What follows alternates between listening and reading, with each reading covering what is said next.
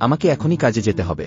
তখন Jiang sandal best fragrance এর কাছে এসে ভাবতে থাকে, এখন তো ওর বিশ্বাস করতেই হবে যে আমি ওর স্ত্রী।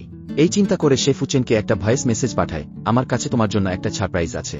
এদিকে ফুংচ্যাং এর কাছে তখন তার সেক্রেটারির ফোন আসে, যে তাকে কনফারেন্স মিটিং এর কথা জানাচ্ছিল। তখন সে জিয়াং এর ভয়েস নোট শুনে শুধু নো বলে রিপ্লাই করে দেয়। এদিকে আমরা দেখি ক্যান অনেক দেরি করে ফেলেছে, আর সে দৌড়ে অফিসে ঢুকছে। সে এতটাই তাড়ায় ছিল যে ফুংচ্যাংকে দেখেও না, এমনকি তাকে ধাক্কা মেরে চলে যায়। পরে যখন সে ফিরে তাকায়, তখন ফুংচ্যাংকে দেখে তার মুখটা ফাইল দিয়ে ঢেকে ফেলে। তখন ফুংচ্যাং সেক্রেটারিকে জিজ্ঞেস করে, আমার মধ্যে কি কিছু সমস্যা আছে? ও এমন আচরণ কেন করছে? সেক্রেটারি বলে, না স্যার, সব ঠিক আছে। অফিসের ভিতরে তখন সেখানকার ম্যানেজার একজন কর্মীকে বকাবকি করছিল। সে ক্যানকে দেখে থামিয়ে দিয়ে বলে, তুমি প্রথম দিনেই দেরি করে এসেছ। কিন্তু ক্যান তার চেহারা দেখে একদম বুঝে যায় যে লোকটা কিডনির সমস্যায় ভুগছে। সে বলে, আপনি কিডনির সমস্যায় ভুগছেন আর স্বামী স্ত্রীর মধ্যেও তো ঝগড়া আছে।